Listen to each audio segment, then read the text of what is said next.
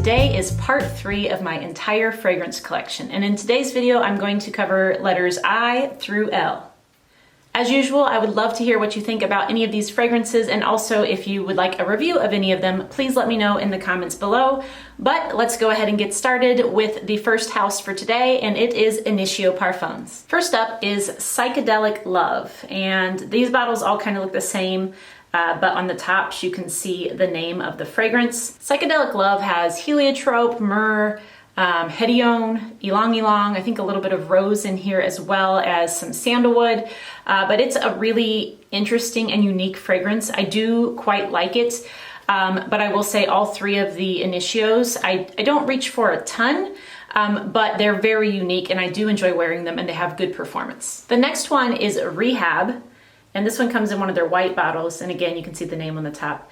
This one has notes of bergamot and lavender. I would say there's several different types of woods in here. There's also that hedione or hedione, I don't remember how you say it, but that note in here, as well as some musks. Again, a really unique fragrance. This one's very woody to me. And that one is Rehab. The last one I have from Initio is another one in the purple bottle. This one is called Side Effect. This one is definitely unisex like the others, but I would say this one is the most masculine leaning, at least to my nose. And this one has notes of like cinnamon and tobacco. There's some saffron in here. I think some sandalwood, maybe a little bit of amber even. But this one, yes, it's quite heavy.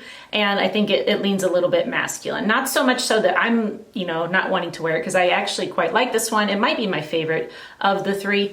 But just so you know, this one is a little bit, closer to masculine than it is dead center unisex. Okay, so that's it for the letter I. Moving on to J now, I have Jean Paul Gaultier. And the first one I have is the Classique Essence de Parfum. And this, of course, has the orange blossom note that all the classiques pretty much are known for. I believe there's also some vanilla in here, a little bit of citrus, maybe a tangerine. But this one also has like a whipped cream note and I think a little bit of florals in there. So that is, a flanker of the original Classique. But I think I like this one more than the original Classique, but it's been a really long time since I've smelled the original. The next one is La Belle, and you probably don't need me to talk too much about this one since it's been very popular lately. This just has 3 credited notes of pear, vetiver, and vanilla.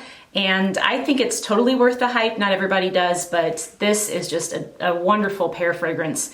And it's really truly addictive to my nose anyway. So that one is La Belle. And the last Jean Paul Gaultier I have is this one here. This is Scandale by Night. It's just the little 30 ml that doesn't have the legs akimbo.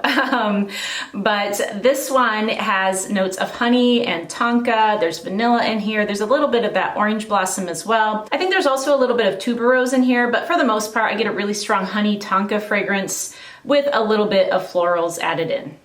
Next up, I have one of the only, if not the only, truly celebrity scent that I own, and it is from Jessica Simpson, and it is called Fancy. And this one has caramel, vanilla, almond. It's a really delicious gourmand type of scent, very inexpensive. I think I got this 100 ml bottle for less than $25. In addition to those real sugary types of sweet gourmands, there is a little bit of fruit and florals in here. I think there might supposed to be some pear in here, but mostly I get a lot of caramel and vanilla from this. I like wearing this one to bed, but I'm actually quite impressed and very happy with this, especially at the price point. So that again, that's Jessica Simpson Fancy. The next house I have is Jo Malone, and I only have 2 from this house, primarily because they don't last a super long time. However, their scents are beautiful, and if I could find more at a discount, I think I would be willing to pick up more fragrances from this house, but I only have 2 right now that perform fairly well on me. The first one is from the Intense collection, and it is myrrh and tonka, and this obviously has myrrh and tonka in it. I think there's also a little bit of lavender in here, maybe some almond even, because it does have this like powderiness to it. But it's like a deep fragrance. It's a little bit powdery, a little bit sweet. And like I said, this lasts a little better than most of the Jo Malone fragrances, but still not fantastic. The other one I have is Wood Sage and Sea Salt, and this is my second bottle of this because I love it. This one has salt and sage, duh. I think it's also supposed to have like a little bit of citrus in it and some like seaweed note, but I don't really get the seaweed note. at least what I imagine, like when I think of the smell of seaweed. But I really, really enjoy this one. Again, not fantastic longevity, but better than many of the Jo Malone scents. So that one's Wood Sage and Sea Salt. Okay, the next two are a little bit of a guilty pleasure. So first up, I have Juicy Couture Viva La Juicy Gold Couture, I think this one is. And this is caramel, vanilla. I think there's some amber in here. There's those wild berries that are in all the, I think they're in all the Viva La Juicy fragrances. And then I think there is a little bit of floral in here too. But again, a really kind of caramel and vanilla heavy scent. The bottles of these are so gaudy, but I still kind of like them. I know. So anyway, this one maybe not as much as the next one. Let me show you that. So this one is the one that, God, I know that this is tacky, but I kind of love it with the different colors. Anyway, this is just the regular Viva La Juicy, but it's in a Parfum concentration as opposed to like the normal EDP. I got this at a big discount from FragranceNet. I don't think I would have ever bought this retail, but I don't know. It's, like I said, a guilty pleasure. I've been wearing Viva La Juicy off and on, mostly off for many years now, but I've worn it in the past quite a bit. So this is a little bit nostalgic for me. Obviously, because it's like the original, you have your caramel, praline, vanilla. I think you have some honeysuckle in there as well. So that, you know, and the wild berries, of course. So that is basically like the original. It's just in a higher concentration. All right, next we're moving on to the letter K, and I first have this one from Kenzo. This is Jungle L'Elephant, and this one is a very spicy fragrance. You have cardamom, clove, I think a little bit of caraway even. There's definitely some vanilla and licorice and maybe some cumin in here. A lot of C-named spices in this fragrance, if that will help you remember it. But it is a very spicy fragrance. I think that this really, at least for me, I wouldn't wear this in the summer. Let me just put it that way. I would not wear this in the summer. It's just really potent, lasts forever, and kind of seems like a holiday scent to me. I don't, as you can see, I don't wear it a ton, but I do occasionally. Next up, I have one from Kerosene, and this is Unknown Pleasures. I think it's probably the most popular from this niche house. If not, it's one of them. But this one has lemon, caramel, vanilla. There's like a tea note in here. I think it's like a black tea maybe or something along those lines. It's not an herbal tea. This is a really unique gourmand in my collection. And it's really hard for me to explain exactly what it smells like, because it doesn't smell like any particular food that I've ever smelled. It would be a dessert, I can tell you that. And I can get the lemon and I can get some caramel and vanilla, but I think because of that added tea note, perhaps, it takes it a little bit of a different direction than most, you know, kind of lemony vanilla gourmands go. So it's a really interesting one. There's another one from Kerosene called Follow that I really want to get. I enjoy that one. I have a little decant of it right now, but right now this is all I have from Kerosene. Next, let's talk about Kilian. I believe now they go by Kilian Paris, but mine still have the by Kilian logo on them because they're older. So the first one is Back to Black. And this one is my favorite of all the Kilians that I own, although I enjoy them all, but this one is definitely my favorite. This one has notes of honey and tobacco, cherry. I'm sure there's some vanilla in here because, you know, I love vanilla. There's also like an interesting note of gingerbread, which I assume is mostly just the spices that would, you know, create a gingerbread sort of smell, like your ginger, nutmeg, maybe a little bit of cinnamon, some molasses, that kind of thing. But this is a really, really, really sexy scent to me. I'm not gonna talk too much about it, but if you want me to do a review on this scent is amazing. Next up is Good Girl Gone Bad. And even though I just have the atomizer of it, I kind of consider this to be still part of my full bottle collection, because these atomizers, if you buy the travel set, that comes with like, I wanna say it's at least 3, if not 4 of these like 7.5 ml vials, which basically puts it pretty close to the regular size bottle. And I was able to get this again on a good deal, and so it was on sale. I think I ordered this from Selfridges, so maybe it wasn't on sale. It's just that it is sold for less in the UK than it is here in the US, so that's how I got it for a little bit less.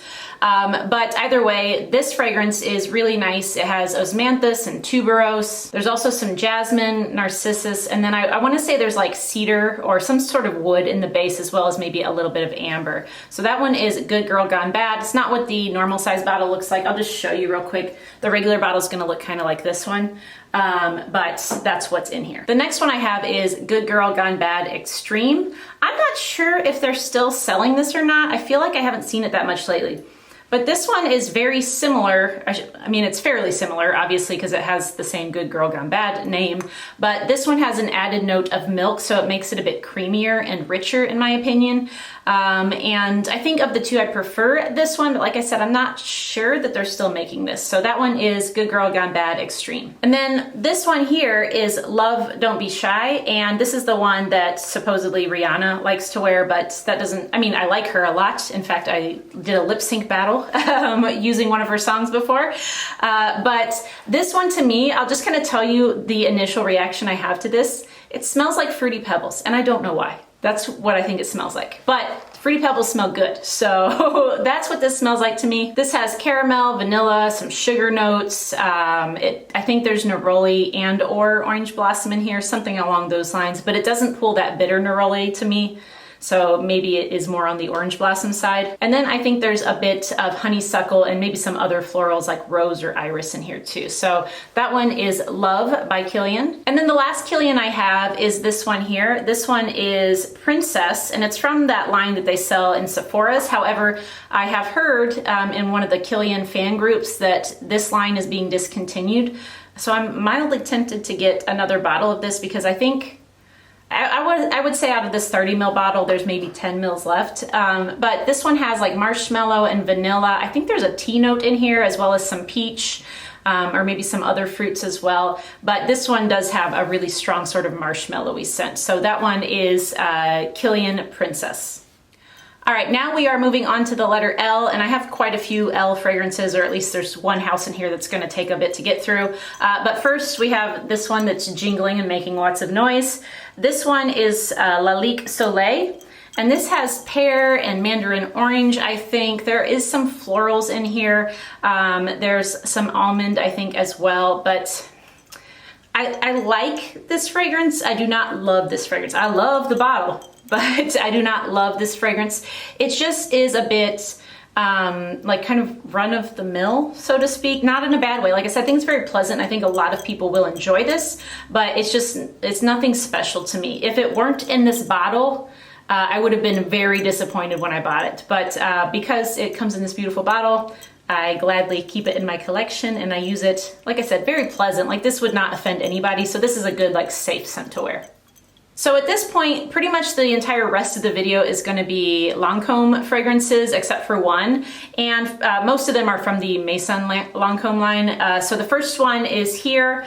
This is Figs and Agrumes, maybe? I don't know how you say it, but it translates into figs and citrus. So there's fig and citrus, and I think a little bit of jasmine in here. This is a very unisex scent, in my opinion. I think that men can definitely pull it off. It's not like super sweet or anything, but I really enjoy it. It's pretty unique to my collection. I don't have a ton of fig fragrances, but I do enjoy them, and I have a few. So this one is like I said, kind of special in my collection, but definitely very unisex, very pleasant. Okay, next, I think you pronounce this Iris Dragée, but it's like Iris Dragees is how I would say it as an American. And basically it's like an iris with like a candied almond type of thing going on. There is obviously iris in here and almond. There's also some like sugar and vanilla and I think a bit of musk or something along that line.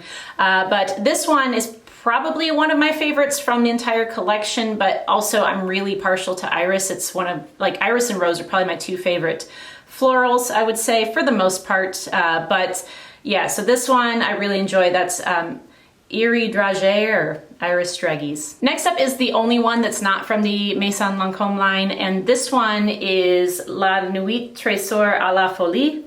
And this one has vanilla and tonka. I think there's some red currant in here as well. And there's also, I think, a little rose and ambroxan in this one. This one has a really deep, really sexy kind of scent, but on my skin, it doesn't last a super long time. Other people might get different performance, but for me, I would have expected it to last longer based on how like kind of a rich scent it is, but I still really like it, and I think it's a good date night fragrance. Next is probably my favorite from all of my Lancôme fragrances, and this one is Lavande's Trinant. And this one is discontinued, I'm really sorry. This has lavender, vanilla, and a little bit of milk to give it this creaminess, and it is such a beautiful lavender. It's not overwhelming. I feel like the lavender and vanilla slash milk are sort of in equal concentrations. So it is a soft lavender. It's not overly masculine or anything. In fact, I would say that this one is maybe slightly feminine, definitely unisex though, but it's probably my favorite lavender fragrance that I own. Next we have kind of a unique one. This is Oranges Bigarades. I don't know. I have no idea how to say that word that's on there.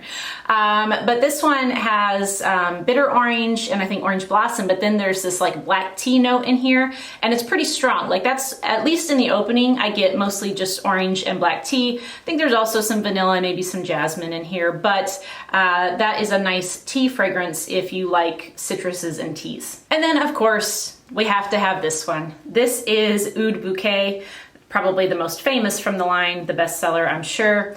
It has oud in it. There's also some rose in here, vanilla, praline to sweeten it up a little bit, but this I would say could also be a unisex fragrance. I do think the rose maybe pushes it a little bit feminine, but the oud is fairly strong in here. It's not like that kind of, I don't know how to put this. Like sometimes oud can get a little stanky, at least on my skin, and then it becomes overwhelming and I cannot take it.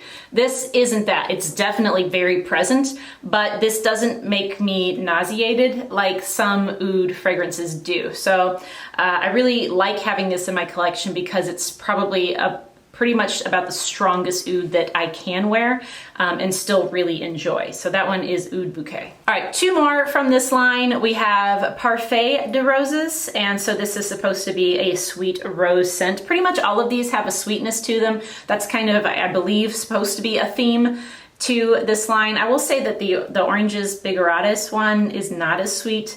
Nor is the fig one, but the rest seem to have a sweetness to them. This one has rose, sort of like a liqueur type of rose note. There is some vanilla, there's benzoin, which is sort of like has a vanilla vibe to it as well. There's also, I believe, either iris or orris, and then some tonka and maybe a little bit of like a peppery note in here. But that one is a really nice sweet rose, but it's not my favorite rose in this collection. That would have to go to this next one. This one is Roses Berberanza, and this one has, of course, rose. There's also pistachio and rum, which I like that note a lot. There's some vanilla in here, some honey, some hazelnut, I think, and there are, you know, several other notes as well. But this one is a really really boozy, delicious, sweet rose scent, and it's a bit heavy, so I don't wear it a lot when it's hot, so I haven't worn it a ton lately. I got it kind of in springtime, and so I wore it just a tiny bit, and then it just seemed too hot, but this is my favorite one of those two, and I definitely am going to be wearing this as the weather starts to cool down. So again, that's Roses Berberanza. All right, so this video has, I think, the most fragrances of any of the parts that I will do, but I do have one more for you guys. This is the single fragrance that I have from L'Artisan Parfumeur. I don't know how you say it, Parfumeur. But this one is Noir Équisse. This is very new to my collection, so I don't really have a solid opinion of it yet, but it has like a chestnut and maple sort of note in here, as well as some vanilla and maybe some coffee, I think. I definitely am impressed with this, and I think the bottle is just really classy and pretty. Not that that should affect, you know, too much about what I think about the fragrance itself. It doesn't, but I do think that I will be interested in checking out some more from this line. There's one that Amina, who has a channel on here, I'll link it below, she talks about Timbuktu from this line, and I looked up the notes of that one, and I think I want to try that one too. So anyway, this one is Noir Équisse. All right, so that's it for part 3 of my entire fragrance collection. We made it to the letter L today, so yay! I definitely have at least 2 more parts to go, so if you like these kinds of videos and you haven't already subscribed, definitely consider hitting that subscribe button as well as the notification bell. And if you like this video, give it a big thumbs up, and thank you guys so much for watching. Again, leave me in the comments any thoughts about these fragrances that you have or any reviews that you would like to see about any of those. Last time some of you guys said you would like to see some comparison videos, so I definitely will be adding that to my sort of list of things to cover, as well as an overview for the House of Sillage, which has been requested a couple times already. So be on the lookout for those videos and feel free to share any other ideas that you would like to see from me. But otherwise, thank you guys so much for watching, and I'll see you next time. Bye!